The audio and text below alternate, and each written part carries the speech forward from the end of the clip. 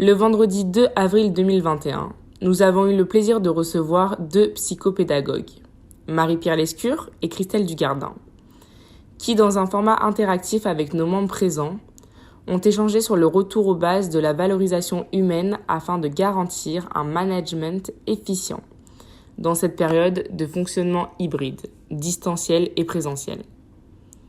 Nous remercions l'hôtel Novotel de Massy, Olivier Mullaert et son équipe pour l'espace chaleureux et convivial mis à notre disposition, dans le respect des protocoles sanitaires. Retrouvez sous un format audio l'essentiel de cette intervention. Nous vous souhaitons une bonne écoute.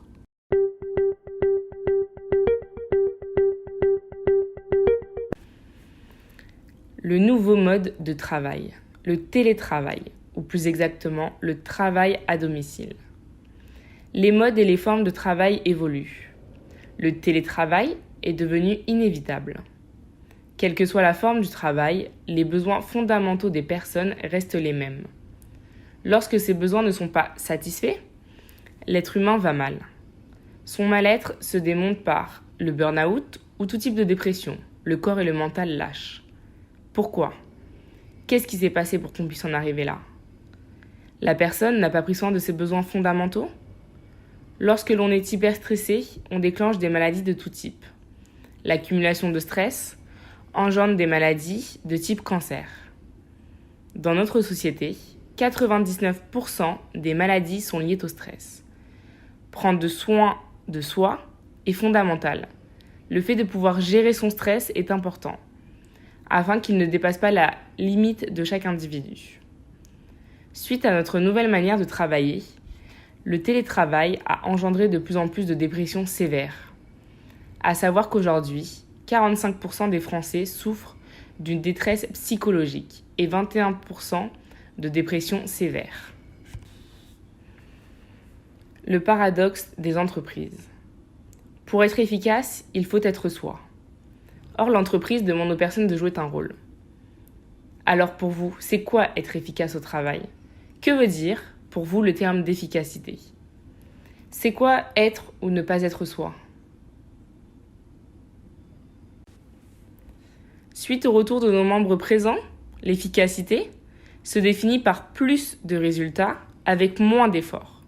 Respecter un cadre en effectuant le travail demandé, le respect des consignes, être satisfait de sa journée. On se rend compte que dans les entreprises, les leaders ne sont pas forcément des chefs. Il y a des rôles qui sont attribués. Les gens projettent sur nous et nous placent à des endroits particuliers. Être ou ne pas être soi. Comment est-ce qu'on voit qu'une personne est elle-même ? Qu'est-ce qui peut favoriser cette expression ? Être ou ne pas être soi. Comment est-ce qu'on voit qu'une personne est elle-même ? Qu'est-ce qui peut favoriser cette expression ? Être soi est défini par 4 rôles. Premièrement, la fonction, qui est l'adaptation à une tâche pour laquelle vous êtes embauché. Deuxièmement, nous avons le social, qui est ce que je décide de montrer de moi, ma propre estime de moi-même. Troisièmement,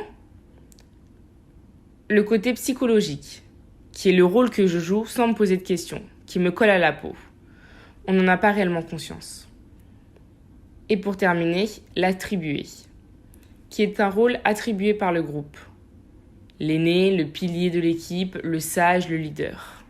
Le fait de s'engager, d'être serein avec soi-même. Plus nous sommes en désaccord interne avec la tâche que l'on réalise, moins nous sommes sereins, donc soi-même.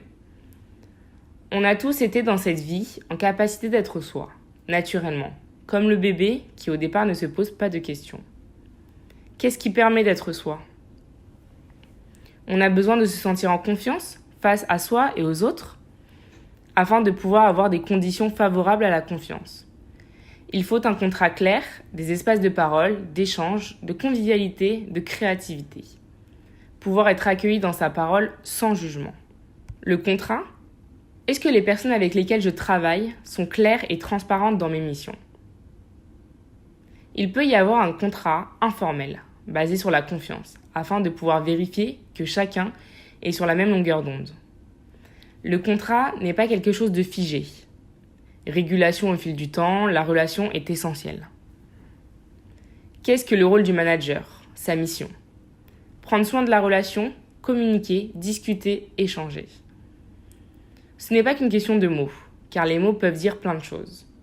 Nous sommes dans un monde matérialiste, avec la volonté de vouloir avoir un hyper-contrôle sur toute mission, tâche à réaliser. Il est important d'écouter ce qu'il se passe en vous. Écoutez votre énergie, l'intelligence. Où ai-je envie d'aller? Alors, écoutez-vous. Prenez le temps d'écouter vos émotions.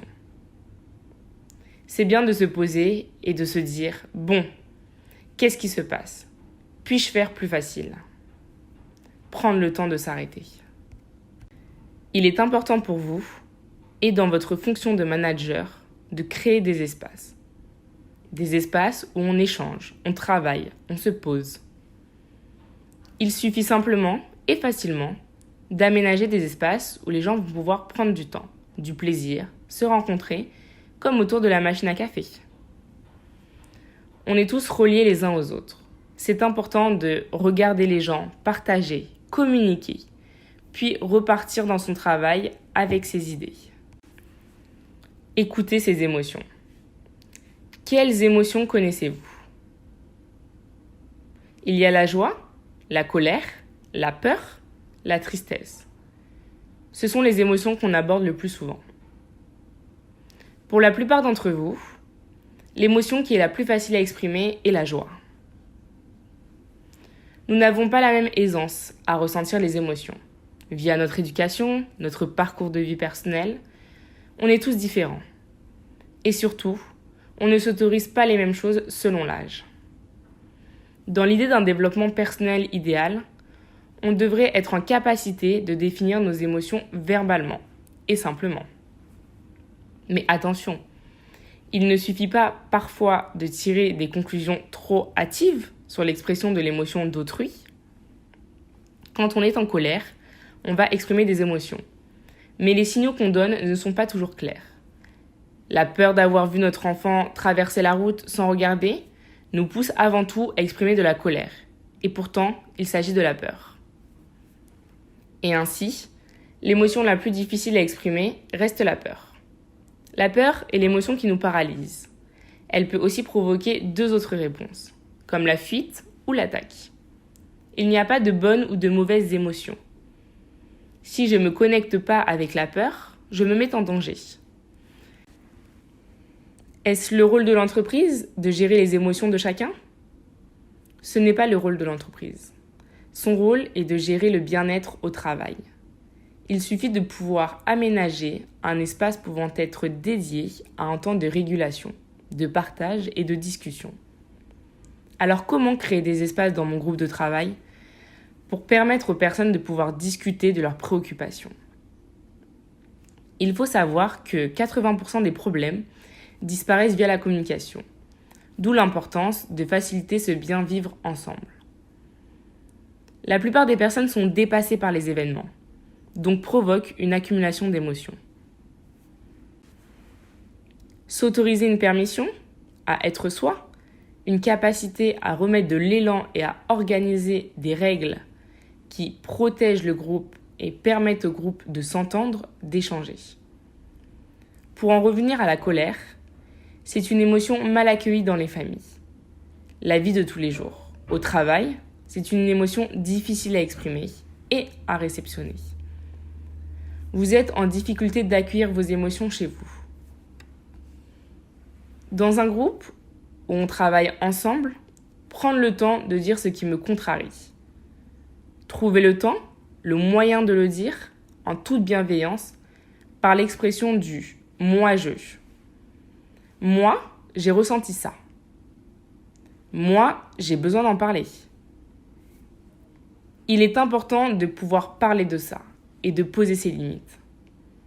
La peur nous indique un danger. Quelle sorte de danger? Comment faire pour se rassurer? Chercher de l'information, demander de l'aide, en parler. La peur du jugement, c'est le mal-être dans l'entreprise. Devoir s'adapter face à ses collègues, son employeur. Cela crée des conséquences. Il faut arrêter de croire que l'on doit encaisser les choses. Trouver du temps pour libérer la tension. décharger les tensions en nous. Ça s'inscrit dans notre corps. Il est important de prendre le temps de se décharger, que cela soit mentalement ou physiquement. Au niveau de la colère, les ressentis se projettent directement sur notre corps, que cela soit le dos, les lombaires, le cou. Il va se passer quelque chose à un moment donné. Il est utile de faire une remise à plat de la situation. Il n'y a pas de baguette magique. Si les dirigeants n'en ont pas conscience, c'est un dérèglement de la société, du management. Tant qu'il n'y a pas cette conscience, on se retrouve avec du mal-être au travail. Parlons des besoins fondamentaux. Pour en revenir aux besoins fondamentaux, nous avons tous les mêmes besoins. Après le besoin primaire, nos besoins fondamentaux sont essentiels. Nous avons cette nécessité de satisfaire nos besoins. Nous avons 3 besoins fondamentaux. Premièrement, le besoin de structure, de sécurité.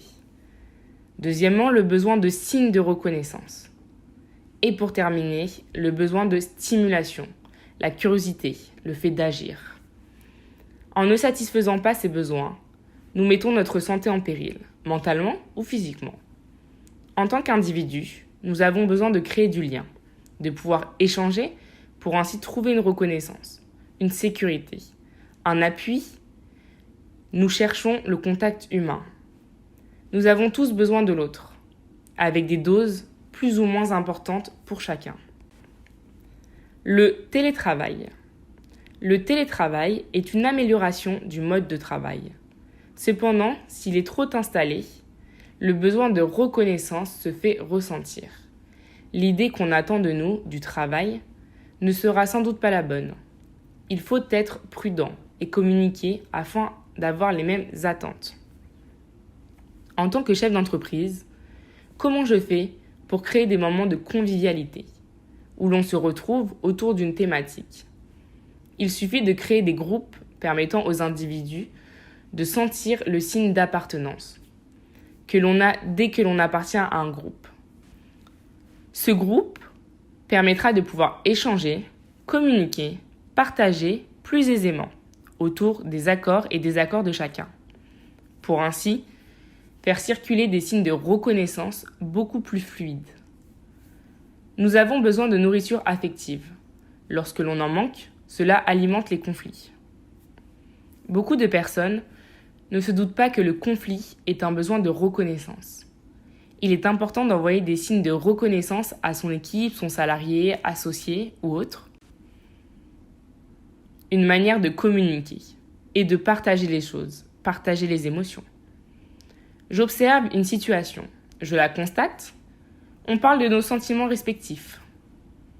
On exprime nos besoins, nous établissons une solution qui correspond aux 2 parties.